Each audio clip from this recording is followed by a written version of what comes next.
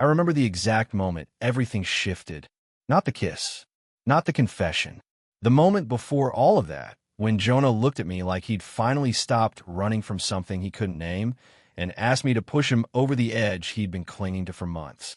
We were in his apartment. Late spring, windows cracked open just enough to let the city hum through the silence between us. The kind of night that felt suspended, like time had agreed to wait while we figured out what we were doing. We'd been arguing about something trivial. I don't even remember what. With us, it was never really about the argument itself. It was about the proximity, the excuse to stand too close, to let our voices drop low enough that we had to lean in to hear each other properly. I'd said something small, something teasing. I was good at that.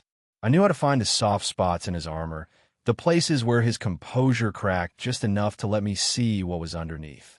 I didn't do it to be cruel. I did it because those cracks were the only proof I had that whatever was happening between us wasn't entirely in my head. His eyes flashed when I said it. That look he got sometimes halfway between anger and something else entirely. Something that made my pulse spike, even as I kept my expression neutral, measured. I learned to hide what his reactions did to me. It felt safer that way. "You drive me crazy," he said. His voice caught on the words, rough at the edges.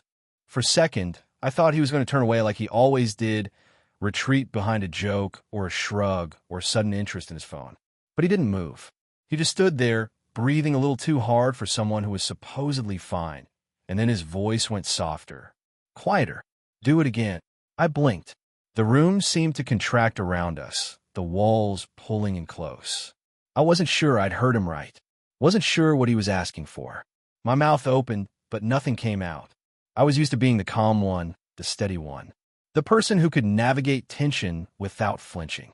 But standing there, watching something shift in his expression, I felt suddenly unmoored. "Go on," he said, and now there was the hint of a smile pulling at his lips. It wasn't his usual grin, sharp and deflective. This was something else, something that looked almost like permission. I want to see if I lose control this time. The air between us changed, became heavier, electric. I could hear my own heartbeat, could feel the heat radiating off him even though we weren't touching. He was looking at me like he'd made some kind of decision, like he'd crossed an internal line he couldn't uncross, and now he was waiting to see what I would do with that information. For the first time since I'd known him, Jonah wasn't hiding, wasn't pretending. He was standing there, open and exposed, and he was asking me to break him apart. I should have said something, should have laughed it off or asked what he meant or taken a step back to give us both room to breathe. But I didn't. I just stood there, caught in the gravity of the moment, trying to understand how we'd gotten here. Trying to remember when the teasing had stopped feeling like a game and started feeling like a confession neither of us knew how to make. The apartment was quiet except for the distant sound of traffic, the low thrum of the refrigerator in the kitchen. The lamp in the corner cast everything in warm, amber light, softening the edges of the room, but doing nothing to soften what was happening between us. His shoulders were tense, his hands curled into loose fists at his sides like he was physically holding himself back from something. For me, I'd known Jonah for almost 2 years. I knew the way he moved through the world, all restless energy and quick deflections. I knew how he used anger to keep people at arm's length, how he hid vulnerability behind sarcasm and charm. I knew that he rarely let anyone see him uncertain, and that when he did, it was never for long. But this was different. This was him standing perfectly still, looking at me like I held something he'd been trying not to want, and asking me to give it to him anyway. My throat felt tight. I couldn't tell if what I was feeling was fear or anticipation or some overwhelming combination of both. All I knew was that whatever happened next would change things, would pull us out of the careful orbit we'd been maintaining and send us spinning somewhere new, somewhere we couldn't take back. The silence stretched. Outside, someone laughed, the sound bright and careless. It felt like it was coming from another world entirely. In here, there was just the two of us and the question hanging between us and the sudden, terrifying realization that I'd been waiting for this without knowing I was waiting for it.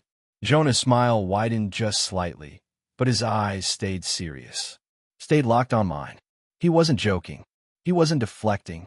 He was offering me something I never thought he'd offer, something I'd convinced myself I'd imagined every time the tension between us pulled too tight to ignore. And I realized, standing there in the warm glow of his apartment with the night pressing in through the windows, that I had a choice to make. I could step back, could laugh and break the moment and let us both retreat to safety. Could pretend I didn't understand what he was asking for. Or I could stay, could meet him in this space he'd carved out for us. Could say yes to whatever this was, whatever it might become. The room felt suddenly smaller, the distance between us both infinite and non-existent. My hands were shaking. I pressed them against my thighs, tried to ground myself, try to find the calm I usually carried like armor. But there was no calm here. There was only Jonah, waiting, watching, asking me to drive him crazy one more time, just to see what would happen when he finally stopped fighting it. And for the first time in my life, I had no idea what I was going to do next. I should tell you about us before that moment, before everything shifted, before Jonah looked at me like he'd finally stopped running from something he couldn't name. I was 22 when it started, old enough to know better, young enough to pretend I didn't. I'd always been the calm one, the deliberate one, the person people came to when they needed someone to think clearly, to measure their words, to keep things steady even when the ground started shaking. I'd built myself around that steadiness, wore it like armor. It kept me safe, kept me in control, kept me from wanting things I couldn't have. Jonah was 23, a year older, but somehow he seemed younger, more volatile. He moved through the world like he was constantly in motion, even when he was sitting still. Restless energy crackling just beneath his skin, looking for somewhere to land. He laughed too loud, argued too passionately, felt everything too intensely. And when he didn't want to feel something, he hid it behind charm and deflection and that sharp-edged humor that could cut you if you weren't careful. We'd met through mutual friends almost 2 years before that night in his apartment. Some party I hadn't wanted to attend, the kind where you spend the first hour looking for an excuse to leave. But then I'd found myself in a conversation with him, and somehow an hour had turned into 3, and by the time I looked up, the party had thinned out and we were still talking. That should have been my first warning. The way time disappeared around him. The way I could lose track of everything else when he was in front of me. We became friends the way people do when they recognize something in each other. Something they don't have words for yet. We'd meet for coffee that turned into lunch, that turned into walking around the city until our feet hurt. We'd text at odd hours, long rambling conversations about nothing important. We'd show up at each other's apartments unannounced, comfortable in a way that should have taken years to build, but somehow only took weeks. But there was always something underneath it, a current running beneath the surface of every interaction. The way his eyes would linger on me a second too long before he looked away. The way I'd find excuses to be near him, to occupy the same space, to exist in his orbit. The way our arguments never felt like real arguments, more like a dance we were both learning the steps to. I told myself it was friendship, just friendship, that the tension I felt was something I was imagining, projecting, creating out of loneliness or boredom or some deep need I didn't want to examine too closely. I was good at lying to myself, at keeping things contained, and maintaining the careful distance that kept me safe. Jonah was better at hiding than I was. He dated people casually, never seriously. Would talk about them with that same deflective humor he used for everything else that got too close to something real. He flirted with everyone, so his attention never felt specific, never felt like it meant anything more than his natural charisma, his need to be liked, his inability to exist without creating some kind of reaction in the people around him. But lately, something had changed. The edges between teasing and wanting had started to blur. He'd start fights over nothing, just to have an excuse to stand close enough that I could feel the heat coming off him. Would show up at my place at odd hours with excuses that didn't quite make sense. Would touch me in ways that felt deliberate, then pull back like he'd been burned. And I'd started answering back. Started pushing his buttons on purpose. Started letting my own carefully maintained distance slip just enough to see what would happen. It was dangerous, this game we were playing. We both knew it, but neither of us seemed capable of stopping. Our friendship had become something else. Something electric, and unstable. We circled each other like binary stars, caught in each other's gravity, getting closer with every rotation but never quite colliding. Every conversation felt loaded. Every silence stretched too long. Every accidental touch sent electricity down my spine. I'd lie awake at night, replaying moments. The way he'd laughed at something I'd said. The way his hand had lingered on my shoulder. The way he'd looked at me across a crowded room like I was the only person there. And I'd tell myself I was reading too much into it. That wanting something didn't make it real. That I needed to get control of myself before I ruined the best friendship I'd ever had. But control was becoming harder to maintain. Especially when Jonah looked at me the way he had that night. When he'd asked me to drive him crazy again. When he'd finally stopped pretending he didn't want exactly what I wanted. We'd been headed toward that moment for months. Maybe since the day we met. And neither of us had known how to stop it. It happened 3 weeks after that night in his apartment. 3 weeks of carefully maintained distance. Of texts that said nothing important. Of seeing each other in groups where we could hide behind other people's conversations. We were both pretending nothing had changed, even though everything had. But pretending only works for so long. We ended up at my place on a Thursday. I can't remember why. Maybe he'd had a bad day. Maybe I'd texted him something mundane and he'd shown up anyway, the way he sometimes did when he didn't want to be alone but couldn't admit it. By the time midnight rolled around, we were sprawled on opposite ends of my couch. The television playing something neither of us was watching, and the air between us felt thick with everything we weren't saying. He was telling me some story about work, gesturing with his hands the way he did when he was trying to fill silence. I was only half listening. I was watching the way his mouth moved, the way his eyes flickered toward me and then away, like he was checking to see if I was still there, still paying attention, still caught in whatever this was. Then he grabbed one of the throw pillows and tossed it at me. Not hard, just enough to break the moment, to shift us back into familiar territory. He was grinning, that sharp-edged smile that meant he was trying to provoke something. I caught the pillow without thinking and threw it back. It hit him square in the chest. His grin widened, but something darker flickered behind it. He stood up, slow and deliberate, and took a step toward me. "You think that's funny?" he said. His voice had dropped lower, taken on an edge that made my stomach tighten. I stayed where I was, looking up at him. "A little," I said. For a second, he just stood there, and I watched his expression shift. The grin faded. Something else took its place, something raw and uncertain and so honest it made my chest ache. "You make me insane," he said, and this time it didn't sound like an accusation. It sounded like a confession. I swallowed hard. "Then stop letting me," I said. My voice came out steadier than I felt. He took another step.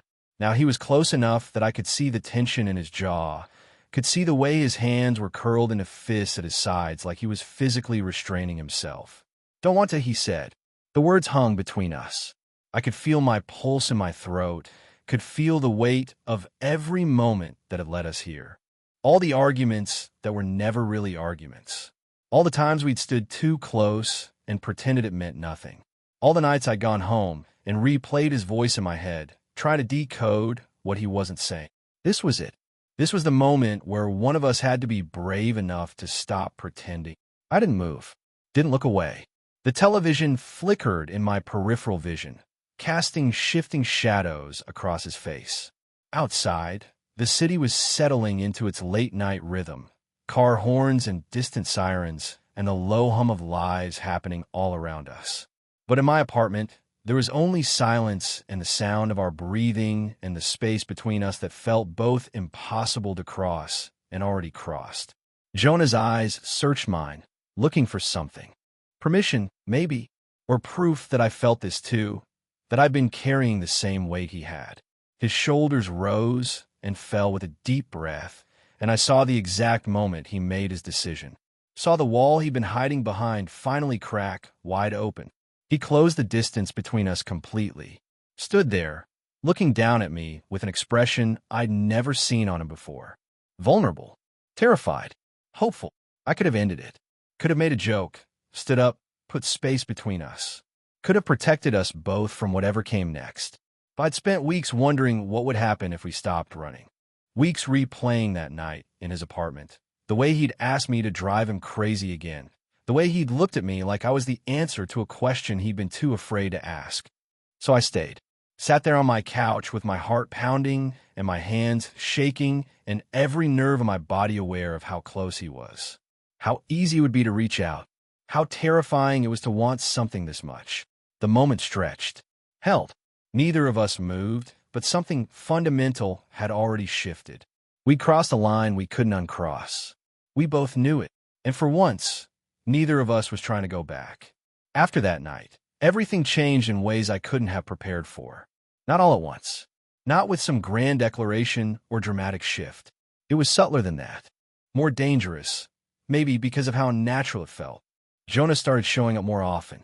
At my place, at the coffee shop near my work, at places he had no real reason to be except that I might be there too. And when he showed up, he stayed closer. His hand would brush mine when he passed me something. He'd sit next to me instead of across from me.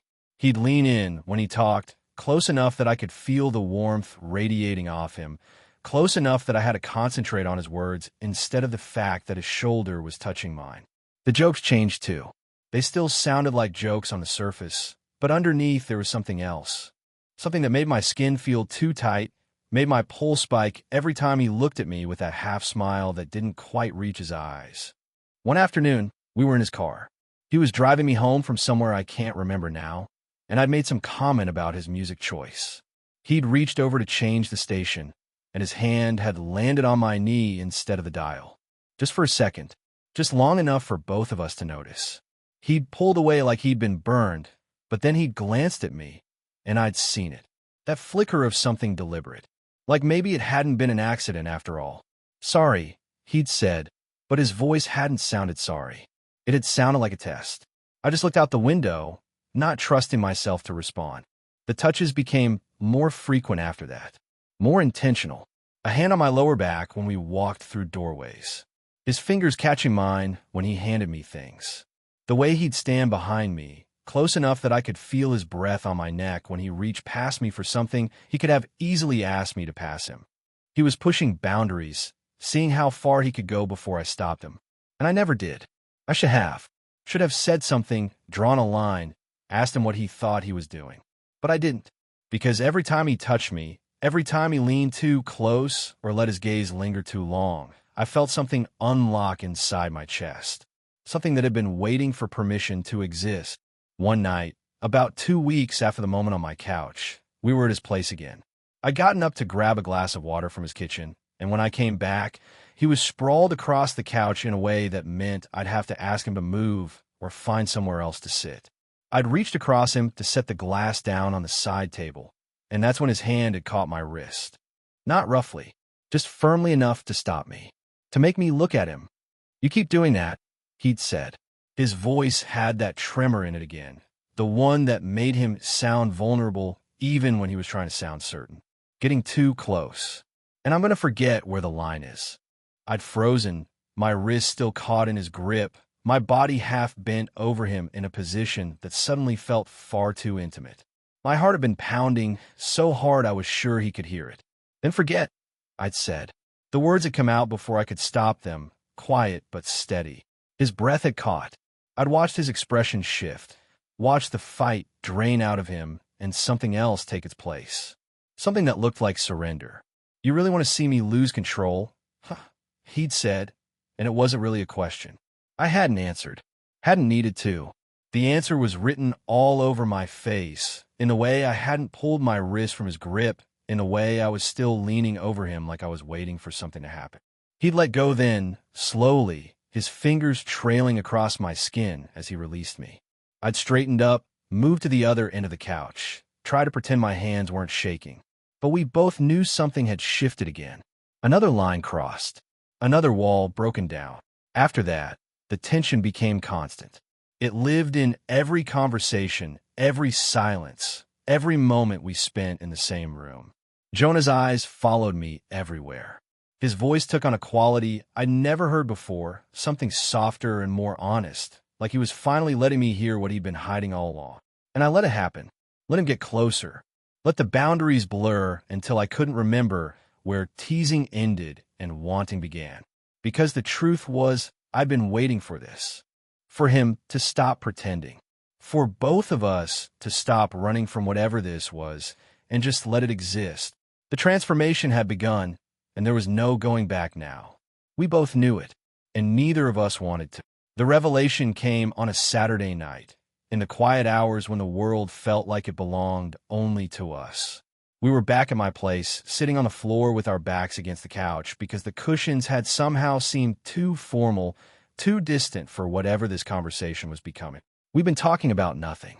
Everything. The kind of circular conversation that happens when two people are avoiding what they actually need to say. Jonah had been restless all evening, his energy coiled tight like he was barely containing something. I'd learned to recognize that look on him, the way his jaw would tense, the way his hands would move constantly, looking for something to do, something to hold on to. Finally, he'd gone quiet. The silence stretched between us, heavy with anticipation. I'd waited, not pushing, just letting him gather whatever courage he needed. Then he'd spoken, his voice low and rough. "You think I'm angry all the time because you bother me," he'd said. He wasn't looking at me, was staring at his hands instead, like they held answers he was trying to read. But it's the opposite. My breath had caught. I'd known we were building toward something, but hearing him actually say it felt different. Felt real in a way that made my chest tight. "I can't stop thinking about you," he continued, and now there was something almost desperate in his voice. "Every damn thing you do, just—" He'd stopped himself, shaking his head like he couldn't believe he was actually saying this out loud. "Like you know exactly how to undo me." The air between us had gone still. I could hear my own heartbeat, could feel the weight of every moment that had led us here pressing down on my shoulders.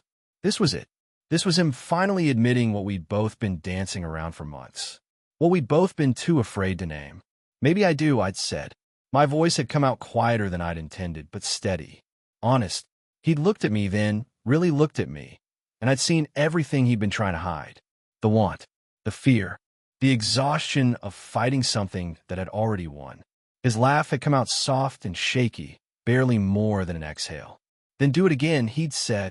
I felt something shift in my chest, something that had been locked away for so long I'd almost forgotten it was there.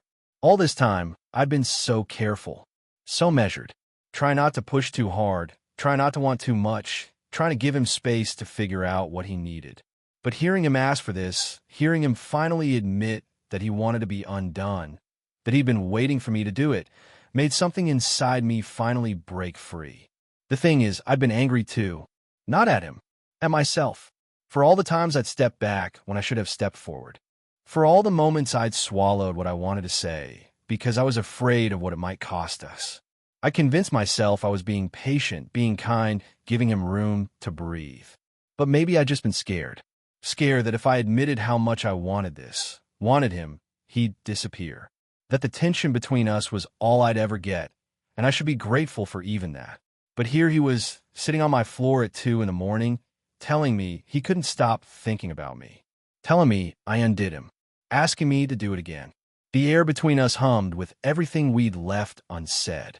Every argument that was never really about what we were arguing about. Every touch that lasted a second too long. Every moment we'd stood too close and pretended it meant nothing. It was all here now, filling the space between us, demanding to be acknowledged.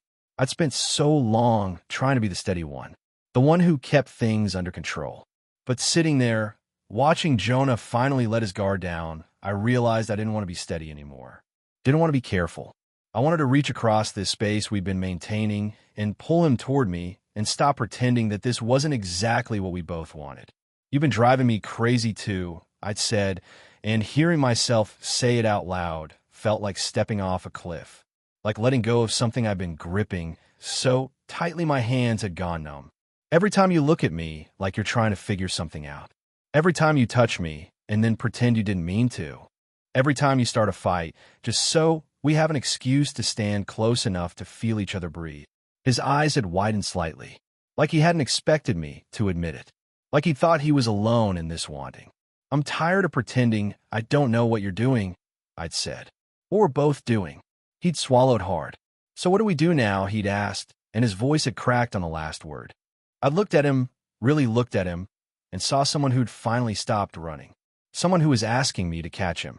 Whatever happens next, I'd said. Whatever happens next turned out to be everything. Jonah had stood up first, slowly, like he was giving me time to change my mind. To take it back. To retreat into safety. But I didn't move. Just watched him rise, watched him look down at me with an expression that was equal parts terrified and determined. Then he'd extended his hand. Not demanding, not assuming, just offering. I'd stared at it for a moment, understanding that taking it meant crossing the final line we'd been towing for months. Meant stepping into territory we couldn't map, couldn't control, couldn't take back. I'd taken his hand. He'd pull me to my feet, and suddenly we were standing closer than we'd ever stood before. Close enough that I could see the rapid flutter of his pulse in his throat. Close enough that when he breathed, I breathed with him. For a moment, neither of us moved. We just stood there, hands still clasped, the silence around us so complete I could hear the refrigerator humming in my kitchen. Could hear the soft sound of our breathing, slightly uneven, slightly too fast. Then Jonah had stepped forward, and I'd stepped back instinctively. One step, two, until my back hit the wall and there was nowhere else to go.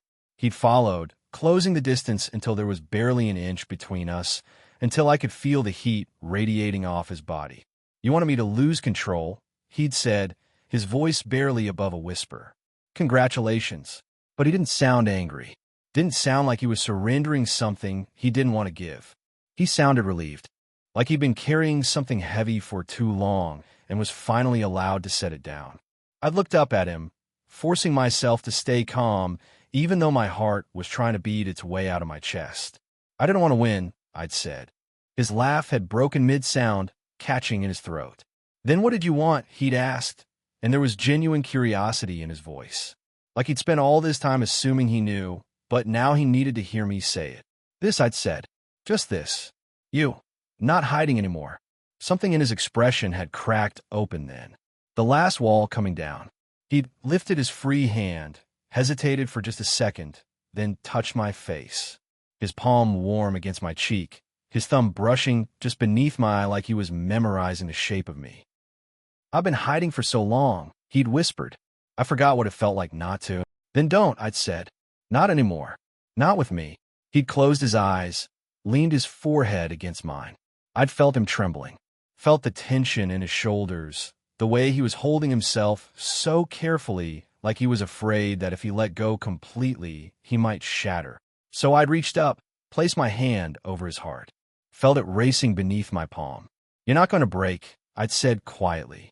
I promise. He'd opened his eyes at that, looked at me with such raw vulnerability that it made my throat tight.